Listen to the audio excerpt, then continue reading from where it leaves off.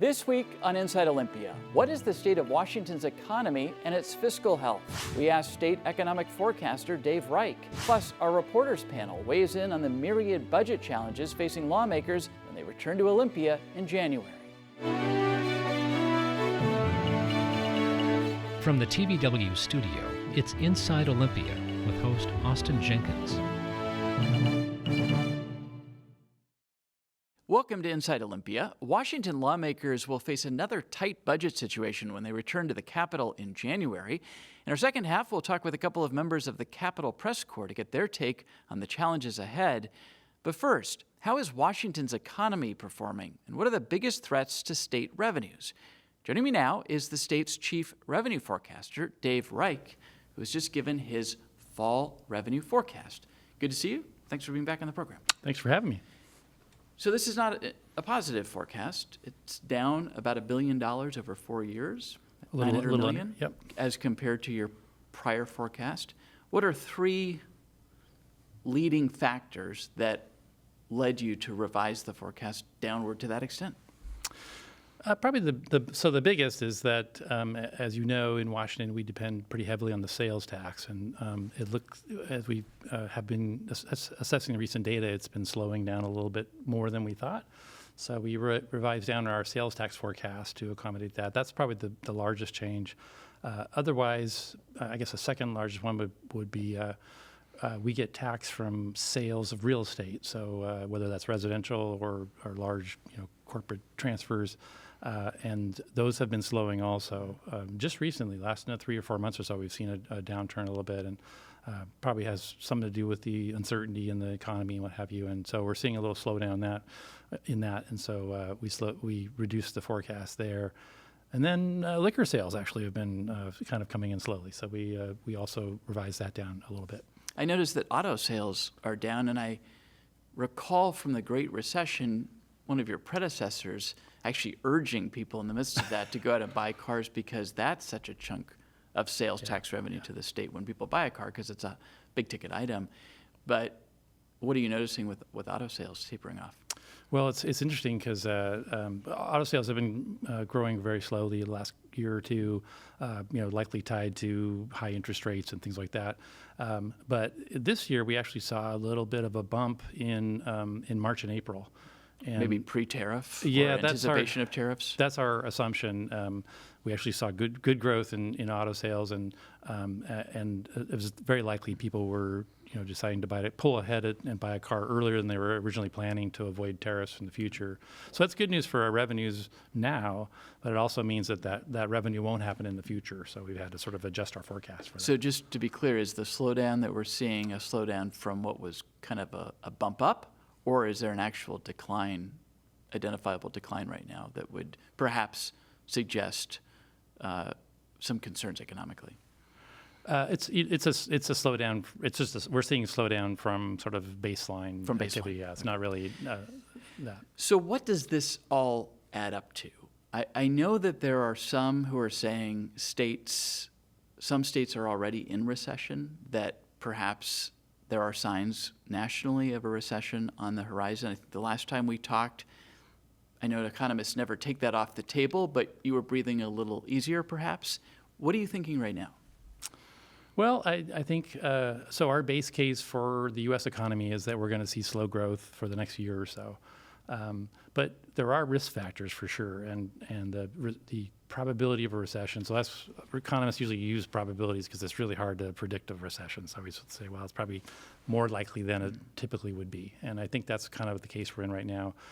When we were here... So say that again, more likely than not. Yeah, more likely than... there's always sort of a background risk of a recession, something could happen, but it's more likely to occur now given the conditions in the economy. So we sort of talk about it in those terms. And you may recall a year or so ago, we were kind of in wait-and-see mode, and we were hoping that the Federal Reserve would engineer kind of a soft landing. So in other words, bring inflation down. That's kind of their big focus back in 2024, without creating a lot of strife in the labor markets. So that was kind of the mentality then. It seemed to be we were going the right direction. And then, with the new administration and the very different approach to economic policy, specifically the tariffs, but also federal employment changes and things like that, we're in a very different world now. And so the risk factors are higher, particularly the tariffs. That's been, obviously, I'm sure everyone's heard a lot about that. But, we're continuing to experience those effects. It's only been, really 6 months or so since they went into effect. And so we're still not, and a lot of them just went into effect the last few months. So we're still sort of, figuring all that out. What does it mean? How are companies going to respond? And just the uncertainty itself of the policy about what the tariffs are going to be, that alone is bad for the economy because everyone tends to pull back with uncertainty, and you stop buying things, and so that's bad economically. Is it possible the state of Washington is already in a recession and we don't know it? Certainly possible. Looking back at prior recessions, sometimes we didn't even know, and when we got the data, once we got the revised data, you could oh yeah, I see where it was, but we don't often know right at the very front end that we're in one. I think most forecasters, including us, have it that the U.S. economy will avoid a recession, at least as of today. And so it would be unlikely that the state would also be in a recession. But we have unique factors that could make us more or less likely, being trade dependent for one. But we also have some things that have been doing a little better lately, like Boeing, for example, has done quite a bit better. And so that's also that's a plus for our economy locally. Maybe I misheard, but square for me what I thought I heard you say a few minutes ago, which was that more likely than not that we would face a recession. But then I thought I just heard you say, in the United States, the chances are we'll escape that. So just let's be clear.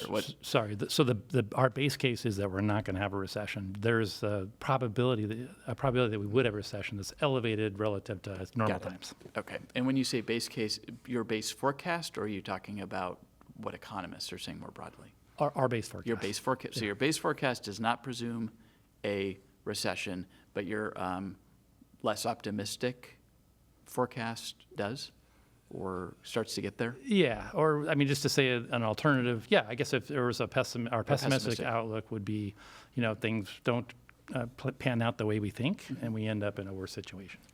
The job market, the labor market, seems really wonky right now. It seems like employers are holding off on hiring. I cover AI, so I'm really thinking about, is that because they're wondering where AI is going? But that may be also tariff related. But how do you evaluate? Unemployment is still pretty low, but it does seem like the jobs numbers have been pretty concerning. So how are you interpreting that? Yeah, the most recent data we got nationally has been quite a bit weaker than we originally thought. And so, that's definitely sort of a yellow light as to what's going on with the economy. Here in Washington State, we are growing very slowly. We're up about a little less than 0.5% year to date in employment, and we typically grow on average for the last 30 years or so about 1.5%. So that's pretty slow employment growth for us. It's also interesting if you look at the growth this year. It's really concentrated in a couple of sectors, and that's healthcare and government have been growing, but most of the other sectors haven't been doing well. Manufacturing employment's down, construction's down pretty significantly, and has been for a few years. So we're sort of seeing this sort of split in the economy a little bit here in Washington. And so, yeah, it's definitely something we're watching pretty closely because it's we're kind of tipping close to contraction in terms of employment. Going back to kind of leading indicators and generally sales tax collections, you said are something to be watching right now. But within that, there's retail trade sales tax, and is it lagging, slowing? How would you describe it, and why is that important to be watching? Yeah, that's a great question. So, as you know, sales tax are a really important part of our revenue stream for the state of Washington, about half of our operating revenues. And so it's something we watch carefully. And the retail trade portion of that is about 40% of retail sales. And let me have you define what retail trade is. Yeah, so retail trade is kind of all the things you'd think about when you think about your own consumption. So if you go buy clothing, if you buy books, if you go to a big box store, if you buy household goods, all of that kind of lumps into that. So it's a big chunk of our taxable sales in Washington. And what's been interesting is for most of 23 and 24, we actually were contracting. The sales were lower in 24, say, than they were in 23. And when it's 40% of your sales tax, that's kind of a big deal. And what's interesting, if you look at back in history at prior events, you look at all the way back to 1990 or so, almost never does that happen unless you're in a recession. So that was the question was, but again, this is in 2024, and if you looked at the economic indicators, things were kind of going okay. We were growing okay employment-wise, inflation was coming down, and so it really, I think, pointed to the long arm of COVID still kind of impacting us. All the things that, like the high interest rates we have. Why do we have high interest rates? Well, because we had to get inflation under control when it was very high, so interest rates were raised. And high interest rates are bad for consumers if you're going to finance something. So if you're going to buy a car and borrow money to pay for it, if high interest rates make it harder for you. So all those things have been in place and really slowed down. But now we're kind of, so far this year, where we are is we've actually seen a little bit of growth, not a lot of growth, but a little bit of growth in retail trade. And the numbers we're seeing now are more in line with the economic indicators we have now, because our economic indicators have slowed. So at this point, as you look at retail trade and the fact you included it in your presentation to the Forecast Council, were you telegraphing something there? Or how important, what is the importance right now of watching that number or trying to interpret that? Yeah, I think there's two messages there. One is just to note that we've been in this really kind of unusual time for revenue growth. Normally you would expect, given the economic numbers back in 2024, you would have expected our revenues to be growing a lot faster than they were, and that's likely these COVID impacts. The fact that we're picking up a little bit is a good sign, but it's still very slow revenue growth and likely to continue, especially as we're in this kind of slow economic period. Would it lead you to think it's more likely that Washington State is in a recession and we don't know it? No, not necessarily. I mean, that's a possibility, but it's consistent with what we've seen now for the last year or so, and it's this kind of slow period of growth. I think the fact that it's picking up is, probably a good sign. But now it's going to be convoluted a little bit with the tariffs and stuff like that, pull forward. So, well, let's talk about the tariffs and how they factor into this forecast. You've mentioned that the average tariff rates are going to be at a 90-year high. How does that affect this forecast? Well, it's really so when we do the forecast, we have a U.S. economic model and a state model, and the tariffs are really, the sort of conventional wisdom on tariffs is we're going to see likely higher prices and slower economic growth, and so our U.S. model reflects that. So the forecast we have for GDP growth, in the second half of this year, we expect that to grow. We expect the U.S. economy to grow less than 1%, which is pretty slow. 2024 we grew about 2.5%. And so that slowdown, of course, in the U.S. economy transfers to Washington's a part of the U.S. economy, and so we expect that all filters through to slower growth for us, which might be measured more in terms of things like employment. But so we expect slower growth going forward, which means slower revenue growth. Does the Fed doing a slight cut in the interest rate affect this forecast at all? The recent cut? It's in our forecast. We were able to get that in, and so the Fed cutting interest rates in theory means a little bit more. Takes the foot off the brakes a little bit off the economy, but of course there's a lot of challenges and headwinds facing the economy. So we'll see how that plays through. And then, just a point of clarification: are the federal budget cuts that are contemplated in the Big Beautiful Bill, which could mean fewer dollars, will mean fewer dollars to this state, is that factored in? And if so, how? Well, a little bit. So I say that because our sort of charge is to forecast the state portion of federal revenue, and we get substantial money from the federal government, but we don't actually do the forecast for that. So the revenue portion of that we don't pay a lot of it as much attention to. But certainly all the changes that occurred in HR 1 are things that are in our forecast. So the permanent tax cuts that went into place, the changes to tip income and all that, all filters through in our forecast. And so, and what about the fewer Medicaid dollars coming to the state? In fewer Medicaid, we didn't make any specific adjustments to that. I mean, you would expect that we'll probably see a little bit reduced employment, things like that in 27 when most of the requirements go into place.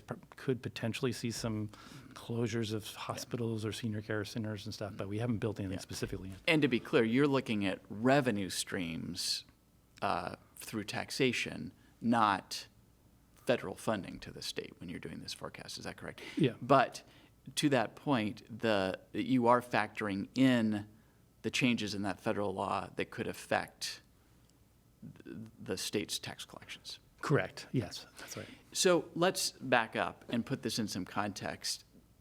Projected state revenue through 2029, the next two biennia, is now projected to be down by about $900 million. That's a revised reduction since the last forecast. But revenues are still projected to grow. So just help us kind of unwind that. Yeah, so we have for a while now been forecasting growing revenues. That part hasn't changed. Every year our revenues grow by a certain percentage.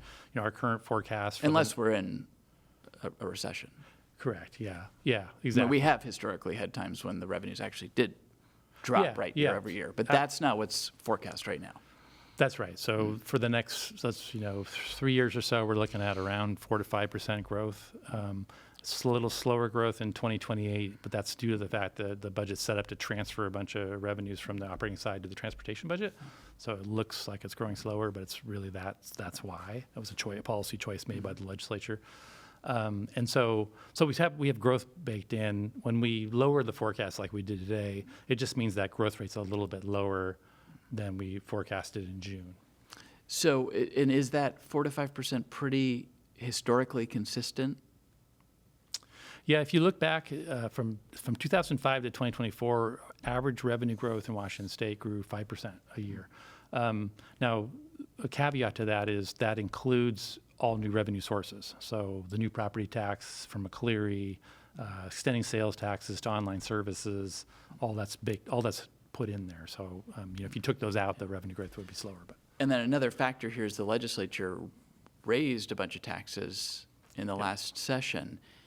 You're factoring those in. Yep. And that's you'll have the number better than I will, several billion dollars. Yeah. Yep. So even with that additional tax revenue, you're still forecasting a reduction in revenues coming into the state. Again, not an overall reduction, but a less growth. Right. So in June, once the legislative session was over, we incorporated all of estimates of all of those changes in taxes into the baseline of our forecast. Mm-hmm. And so the new forecast today that came out, that's a little bit the growth is a little bit slower, but it does include all of those changes to the taxes and other things. Okay. So I guess dumb question here. If the legislature passes a bunch of new taxes, that's supposed to be revenue coming to the state to help pay for budget priorities, and yet you are forecasting $1 billion drop here. Why didn't those additional taxes sort of offset? I guess that's the question, is why didn't those there must be so many other factors working against this forecast, working against revenues, that even that big tax package wasn't enough to sort of keep this even. Well, I guess the way I would think of it is when the legislature is doing their work in the spring, they're typically using our March forecast for revenues. So they look at our March forecast for revenues, they compare it with necessary expenditures, and they made the tax changes based on those numbers. Mm-hmm. And now June has come and September has come, so we're 6 months later, and the economy looks different. And so now we're in a different place. And so, going forward, when the governor uses our November forecast to build the budget, and then the legislature comes back into play in January, they'll have to use those revised numbers to kind of take another look at what they need to do to balance the budget. Let's talk about positive trends or signs. What are you seeing that causes you less worry or that is to the good? That's a good question. I think probably I think the tariffs have been a concern, I think, for most economists since they started.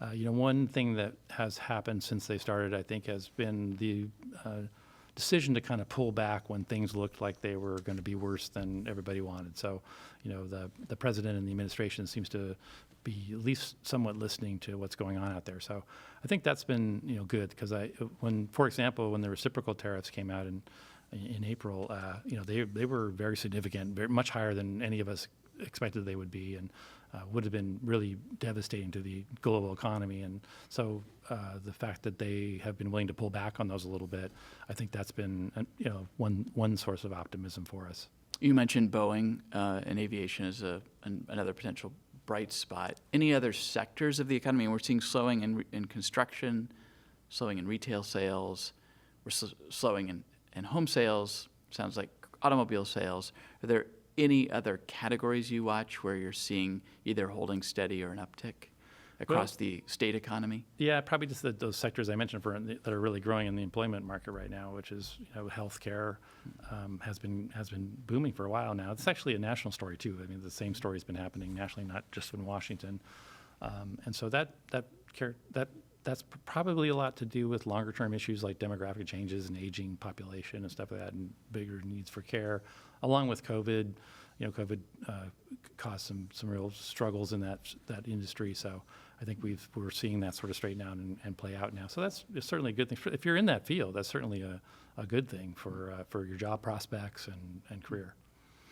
What's your sense, and again, policymakers are listening to your forecasts and will make budget decisions based on that, and it's a crystal ball, but it's not a perfect crystal ball. But do you see this as this forecast is suggesting sort of sustained softening of the economy and of revenues? Is it really hard right now, quarter to quarter, to know where things are headed? How clear, how fuzzy is that crystal ball? It's a little fuzzy, I guess, and I would say a lot of that is the changes that we've seen, the national changes and things like tariffs and stuff hasn't been around that long. Really, the reciprocal tariffs were announced in April, and then we've been kind of playing through that, and they've been changing. You're waiting for the impact. We're waiting for the impact. We think we're starting to see a little bit of increase in prices, which is what you'd expect, and then of course the economy is growing slower, and so it's we're probably seeing some of that, but it is difficult in our case as forecasters. If we look at the data, and we mentioned cars and how they kind of spiked a little bit in March and April, so you're asking yourself, is that tariffs, or is that sort of some kind of some kind of recovery that we're seeing? And so having to adjust our forecast to kind of see past those bumps and see what's the real trend. So I think it's a little bit harder to know what's going on. We've seen some stabilizing since, it was really hard in March when things were changing really rapidly, March and June, but I think maybe we've seen a little bit of stabilizing. And then how do you see Washington State as comparing to what we're seeing nationally, understanding that Washington has some particular vulnerabilities potentially, but maybe also some resiliencies? How do we fare compared to other states? Yeah, that's a great question. I think one thing that's always in our favor, I think, is we have these global corporations that are that respond to global markets, and so for them, then it can be I suppose that could be bad in some cases, but for right now I think that's helping stabilize things. We talked about Boeing a little bit, and they seem to really be doing quite a bit better. We track exports out of Washington. And we've been tracking it pretty closely because of the tariffs. And through July, exports are actually up year over year. And if you look into the details, it's mostly transportation equipment, which is likely Boeing planes. And so I think Boeing's been doing much better. Their production rates have gone up. All that's good news, certainly good news for the workers, but all the sort of, the multiplier effect around all those people who work at the factories is good. They did do some layoffs in January, but they seem to have stabilized, and lately aerospace employment has been going up a little bit. And let me go back. Did you say alcohol sales or revenues are down? A little bit, A little bit. Yep. I know that, there's a lot of news these days about the dangers of alcohol, and people are looking at, non-alcoholic alternatives and whatnot, but do you have the sense that this might be the start of a longer-term trend, or what might be going on here? Yeah, it's very possible. We've been seeing them sail slowly. They kind of went up during COVID. Sure, yeah. And we That was a real headline for a while. Yeah. People stuck at home, not much to do, and drinking more. That and cannabis, we're going up, but they actually both of them have come down since the peaks of COVID, and we've sort of assumed they'll settle out and kind of go up at rate of population growth or something, but they do seem to be slowing a little bit. And Both. So what I was going to ask you next about cannabis. yeah, they've both been slowing a little bit, and the cannabis story I'm a little less clear on. I think there might be something to the fact that like you said, that many people are choosing alternatives now. So. What about the capital gains tax? What's the trend line there? That's a relatively new tax still.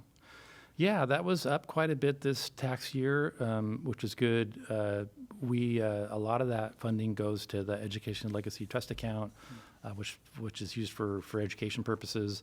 There's a kind of a threshold there, and so once we hit the threshold, we don't really. The other part goes to school construction, which is also very important, of course.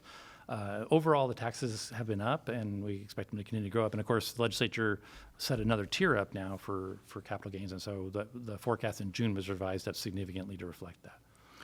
I want to go back to housing and construction. How concerned are you about that? It would seem to me as though a softening in either of those markets, especially when we're a state that needs a lot more housing than we have, and given the historic hotness of our real estate market, especially, again, kind of a COVID story.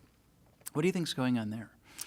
Yeah, that's really interesting. So we track building permits as kind of a leading indicator of what's going on in the housing market, and those have been they went kind of gangbusters in 21 and 22, kind of coming out of COVID when the housing market was really booming, but been falling since then. And this year they're still down. They're down year on year. So we're still seeing a shrinking in permit levels. Construction, and so that's sort of on the residential side, and commercial side. We definitely are seeing a lot of softening there, and we track commercial sales taxes down a lot, and also other indicators. And so I think in general we're seeing it slow pretty significantly. It is a little bit worrisome because as you mentioned, we do have a shortage of housing, and it's unfortunate that we're seeing this slowdown at this time. Let me just go back to the labor market before I let you go. I'm reading about long-term unemployment among white-collar workers. As I noted previously, we're seeing employers holding back on hiring. I'm hearing a lot about openings for jobs having, remember we had the kind of COVID era Great Resignation, and people just weren't looking for jobs. Now I'm hearing about people getting, hammered with dozens of resumes for jobs, if not hundreds. So we've established sort of what's going on, but any insight into why it's happening, why employers are holding back, why people can't get jobs, why so many people are applying to, the jobs that are available? Yeah, I think it has a lot to do with the uncertainty in the overall economic environment. Do you think AI is a factor? Do you think companies are waiting to see if they can? I mean, we're hearing companies already saying they are replacing workers or able to, when somebody leaves, not replace them and turn to AI. Salesforce has talked about that, their CEO. Yeah, I think you're absolutely right. For the first time that I remember, the federal government does an employment projection by industry, a 10-year projection, and for the first time that I remember, the last one they did, they actually explicitly addressed certain sectors that they thought AI was going to impact and reduce the forecast for those jobs. So this is things like legal assistance, certain computer science jobs, and several others. But we're definitely, I think we're there now. We've been hearing a lot about the possibility that AI would do this, but I think we're now starting to see that, and certainly in tech, perhaps seeing that a little bit too. And there's definitely been a downturn in, especially for new workers, people entering the labor force from college or high school, and so that's definitely been a slowdown. Okay, just lastly, where are you on the optimism to pessimism scale, economically?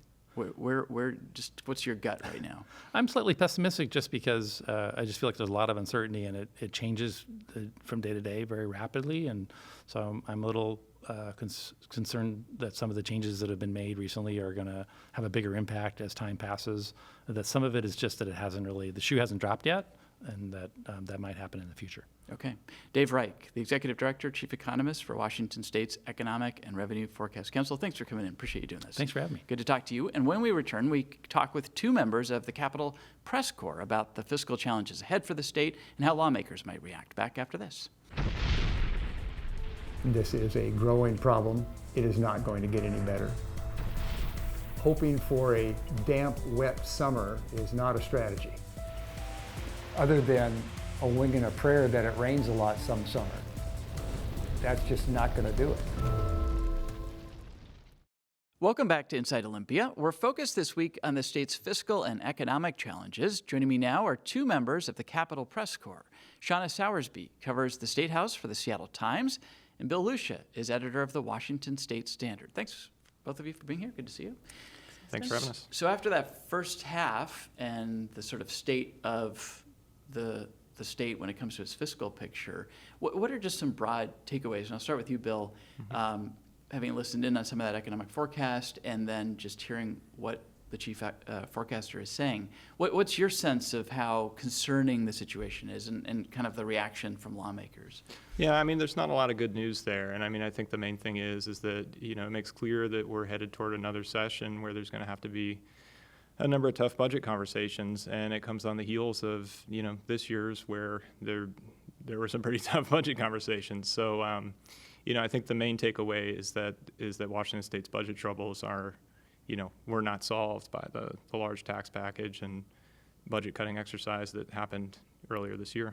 It seems like there's kind of emerging war of words between Democrats and Republicans over what the problem is, with Democrats blaming the Trump administration and Congress for the big beautiful bill, Republicans saying, look, this is because you raised a bunch of taxes and you're hurting the economy that way. Can you speak a little bit to the sort of partisan tension lines, or the partisan tension points here and the rhetoric we're hearing? Yeah, I mean, I think you captured the big picture fairly well with the way you described it. I mean, I think one of the things to keep in mind with the big beautiful bill is some of the biggest potential budget impacts from that would be related to Medicaid, for instance. And we're not going to see those impacts till the out years. So I would probably argue it's a little tough to parse at this point how much of the state's budget troubles could be blamed on federal policy. I mean, you can make the connection that, declining sales tax could be because of economic fallout, because of federal policy or something along those lines. But I think at the core, what we're talking about, with this budget picture really has to do with the state decisions around state taxation and state spending. Shauna, can you speak just to the idea that balancing the budget in the regular 105-day session was not easy, and Democrats are in charge of the legislature and they have the governor's office. Now they're going to be coming into a 60-day election year session and facing, it looks like, a need to cut even more. Can you just speak a little to the dynamic that sets up, or the pressure and tension that they're going to be under? Yeah, I mean, like we saw with this past session, there were a lot of cuts. There were a lot of programs that were not able to be started or funded that Democrats have been proposing for several years. I think we're just going to continue to see that with the upcoming session as they work on the supplemental budget. I think that really it's just going to be, maybe not as challenging of a problem as it was during the 105-day session, but I think certainly there will have to be some more tough choices made as we move into this next session. And I would anticipate, the governor put out a statement after the revenue forecast came out saying, as I write my first budget, and we have to keep in mind that he came into office last year and sort of inherited the budget that Inslee's team had written. Mm-hmm. His predecessors, and then the legislature actually writes and passes the budget. He's saying, as I write my first budget, we'll see it in December, I will be focused on delivering a balanced budget that maintains core services to the people of our state. did not say anything about taxes or additional revenue. I would think it would be hard politically for Democrats to come back, especially in an election year, and make the case for more taxes, more revenue. On the other hand, they don't like to cut. So, Bill, any anticipation about what that, within the Democratic realm, that conversation will look like? I mean, that's the, that's the $1 million question or $500 million question.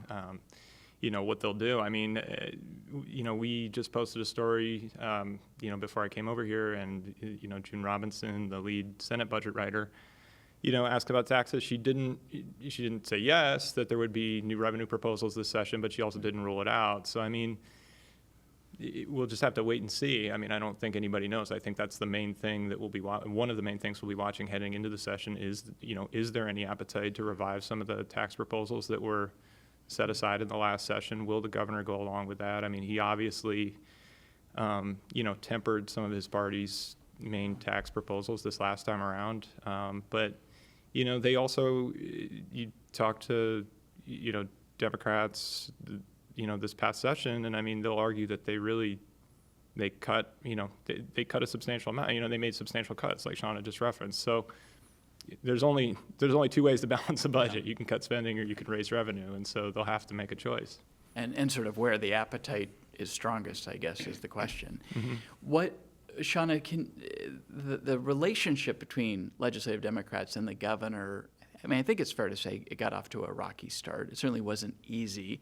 They get an opportunity for a little bit of a reset. The governor does get to actually propose a supplemental budget this time and put his stamp on that. But what will you be watching for as they come back into session, as he rolls out his budget in December and as they come back into session, knowing they've got hard decisions to make, not very much time to do it, and it seems like some daylight? Yeah, Governor Ferguson didn't entirely take the idea of a wealth tax off the table. He's kind of hedged on that a little bit, but I don't think that that's out of the question this session either. I've heard some whisperings here and there from progressive groups and more progressive Democrats that may be an avenue that they pursue this upcoming session, but we'll see. I think it lies in how much that wealth tax would end up being that would determine whether or not the governor would support something like that. Let me reel this back. I've jumped to January, but do you see any scenario, Bill, at this point where a special session would be needed, where this current budget is in such trouble that they need to come back and actually make some cuts prior to January? I mean, we've asked that question in recent months, and the answer has consistently been no. I mean, whether today's forecast somehow changes that, that's TBD. But up until this point, we've not heard anybody say, that they're predicting a special session. But again, that could change in light of this. Do you have a sense of how impactful this is to the current budget? I mean, it's a 4-year. They're looking at a kind of a 4-year forecast. It's down $900 million or nearly $1 billion. But do we have a sense yet of how much this sort of undermines or the underpinnings of the current 2-year budget? Well, I mean, a couple ways to think about that question. I mean, the 2-year budget that we're under now is about $78 billion. It was a heavy lift for Democrats working with the governor to get a $9+ billion tax package over the finish line. So, I guess it's within that context you're talking about. The $900 million figure you're referencing over the 4 years, that's one way to look at it. It's about $500 million over the 2-year budget cycle that we're in now. So, I mean, is it like 5-alarm fire, major disaster? No, yeah. But I mean, is it a significant amount of money to bridge on top of the difficulties they're already facing? Yes. And then, as you were talking about earlier, there's also a pretty big deal or pretty significant amount of uncertainty out there with, the federal budget on the federal side and what happens to all that, even if some of the reductions there haven't fully become clear yet. And I'm anticipating that we're going to hear from Republicans increasingly that this budget is out of balance now, and that something needs to be done sooner than later. I mean, the state does have to have a balanced budget. So if the projection becomes that this budget is now in a negative balance situation, I would anticipate we're going to hear loudly and clearly from Republicans that, well, it's incumbent upon Democrats and the governor to figure that out. Yeah, and I mean, I would just add another thing that we haven't touched on yet that Republicans will continue to talk about, and I think it'll get bipartisan attention, is, there's this issue of tort liability that the state is confronting. I mean, this is basically legal payouts that the state has to make due to agencies mishandling things or wrongdoing. So it could be, a lot of the cases involve child welfare cases dating back years. It can involve stuff that happened in prisons or even like, HR issues, things like that. But that's just in this past year alone, past fiscal year alone, I mean, that exceeded $500 million, the payouts there. The legislature knew it was an issue last time around. They kind of kicked the can on it. So that's something else they have to deal with. And I mean, again, you ask, how big a problem is $500 million? It's like, yeah, it's a problem. And then on top of it, they have to deal with this other problem of the tort liability cases. So. I want to go back before we move on and ask about the Medicaid, the anticipated decline in federal Medicaid dollars flowing to the state as a result of the federal changes. You talked about this sort of impact being felt in out years, Bill. Do you anticipate that lawmakers, the Democrats, are going to come into this next session feeling the need to start to backfill in the supplemental, or do they think they can wait until the next budget cycle to address that? Have you heard? That's a good question. Have not heard. I mean, I think another question is, do they even feel like they have the capacity to do that, given the other pressures they're facing? Yes, or if you had both on your plate, it would be. If you can push, a lot of times in politics, if you can push a problem off till tomorrow, you don't deal with it today. So it's possible that just out of necessity, given the other constraints they're under, they might not deal with it in the near term. We're going to come back to some other policy issues, but the other thing that's sort of hanging over this fall and sort of the conversations around budgeting in the legislature is the fact that there are some special elections for open seats in the legislature. And some of these are in pretty competitive districts. Now, regardless of the outcome, Democrats are still going to have strong majorities. But Shauna, you've been covering this. Money is flowing in large sums to these races. The business community is getting pretty involved. What are you hearing, seeing? What is being telegraphed? Yeah, I wrote about this a little while ago, so I haven't checked my numbers on this recently, but the numbers from, especially with independent expenditures, which is kind of where I've been focusing a little bit more of my time, but there's a lot of outside money coming into these races, and you're even seeing, a lot of these business groups kind of pair up with more conservative groups to form these PACs so they can get their more conservative candidates elected, while on the other hand, you're seeing a lot of money for more progressive outside spending coming in, supporting the more progressive candidates. And so I think it's interesting just to see, some of these bigger business-focused groups supporting these more, what we would probably consider moderate candidates, meanwhile being outspent by these progressive groups that are also piling in big money. And I look back the last several cycles, and already the spending is on track to be one of the most expensive races in terms of outside spending that we've seen in this state in at least a decade. Wow. That I look back on. Yeah. So the key races to be watching are, is it the 5th District in Issaquah? Yeah, 5th District. That's a big one. The other one that we've been paying a lot of attention to is the D-on-D race in the 48th Legislative District. And which that's is Seattle's east side? Correct. And then the other really interesting, yeah, fight kind of over where are you going to select the more progressive or the more moderate right. Democrat? Exactly, yeah, absolutely. And then in the 26th district, where that seat could potentially get flipped. It's very purple. Yes, area. Very purple. It was a pretty close race in the primaries for that too. The spending is, the Democratic candidate in that race, Krishna Dashan, she's being way outspent by the Republican in that, Michelle Caldier. So, yeah, those are the ones that we're kind of keeping an eye on this election. And then, of course, undoubtedly, the revenue forecast, the budget situation will just give these candidates more to talk about, more to debate on the campaign trail. Okay, so we've got some special elections. We've got the governor rolling out his first budget or supplemental budget in December. Legislators coming back in January, right around the corner. There are some other policy things that I want to talk to you about. One is a recent story in the Standard Bill about the rising cost of the I-5 replacement bridge between Washington and Oregon. It's a major public works project. It's two states having to cooperate with each other. It's expensive to begin with. It seems to be taking a long time to get it going, and the cost is rising. What's the takeaway there?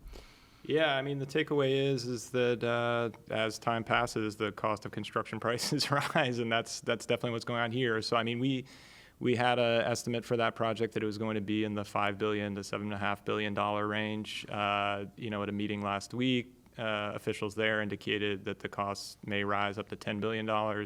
They're still waiting for a formally nailed down estimate, so that number is tentative. But, I think it's safe to say construction prices have been rising. And then it's slogging through, a complex permitting process. It's a big project. I mean, you shouldn't discount that. But there are still a lot of major unanswered questions, though, about, how the bridge will look, whether it'll have light rail on it.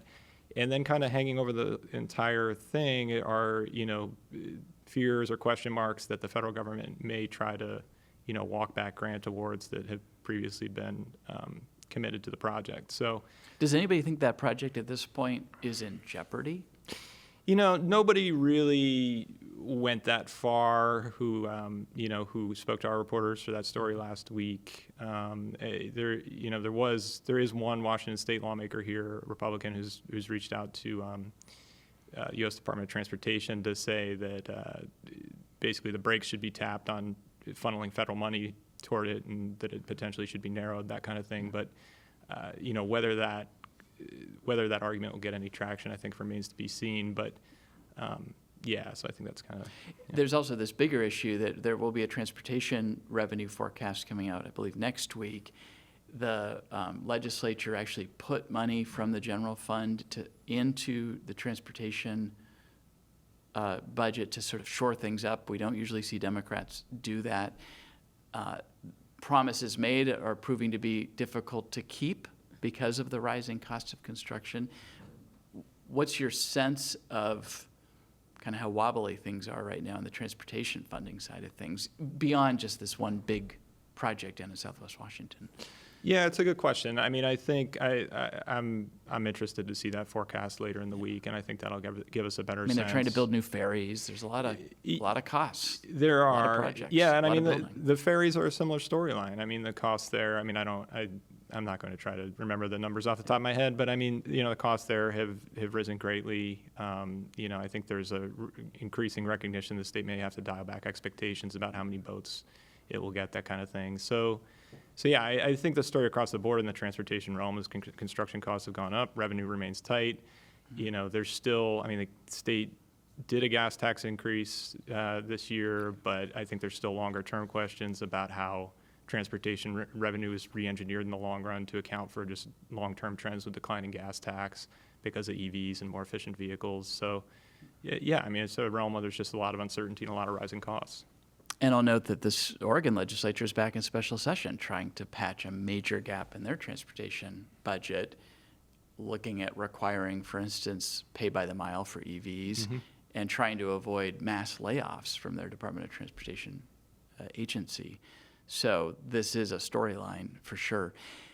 Let me toggle back to elections for a moment, Shauna, because I know you're looking at something that's going to be on the ballot that I think hasn't gotten a lot of attention, and I believe it's the second time this is on the ballot, and that is the question of whether the state can invest in higher risk investments to grow the long-term care trust fund, which we're all paying in payroll taxes right now to fund this, I think, first in the nation benefit for long-term care. But the actuaries say if you could invest that, grow it a little faster, it would, over time, balance that program out better than if you don't. So what's I think voters turned it down once, but they're trying again. Yep, and they sure did. Back in 2020, and I think that was before they really even had the trust fund fully set up Right. and fully funded or figured out the mechanisms to fund that. They placed that to voters and they shot that down. So, the arguments here seem to be, or arguments against it seem to be that, this program is just getting up and running. This is they barely know at this point, who's eligible and trying to determine eligibility for these things. And so why should we be making this constitutional amendment to invest these dollars when we don't even really know the machinations of what's going on? And then on the other hand, you have the folks who are in favor of this, the more progressive groups. There's some local auditors who are in favor of this idea too, who say, it'll help grow this account, it'll make it solvent in a matter of years, and it would be solvent for the next 50 years if we can get this up and running and get this money invested. And we do this with other funds. It's not unprecedented. Correct. But, Yeah. but it requires a vote of the people because you're going outside, I guess, what the constitutional boundaries of Right. what's normally allowed. Yeah. So how are they going to convince voters? What's the sales pitch here? That's a good question. I think, again, if you look at the voters' guide, the biggest argument for it just seems to be that, we do it with, as you mentioned, some of these other accounts, and so it's done so well and produced so well for those. Why shouldn't we be doing the same thing for this account? Let the So- market do the work so we don't have to charge you more out of your Correct. paycheck, I guess. But I think it's going to be a hard sell because, this was already kind of a contentious issue anyway. It was on the ballot just last year to make the fund optional to begin with. So I can see some, definite pushback from voters on that too coming up. But I guess we'll see. Just a couple minutes left. Bill, I want to ask you just about the nature of covering the news in a blue state capital in the environment where President Trump is the president, Republicans in Congress making a lot of changes that affect states and blue states in particular, the tension right now between blue states and the administration. Do you feel like it's just sort of a ping pong where the administration does something and the Democrats here react? What's it like to be an editor of a news publication based in the capital of a very blue state?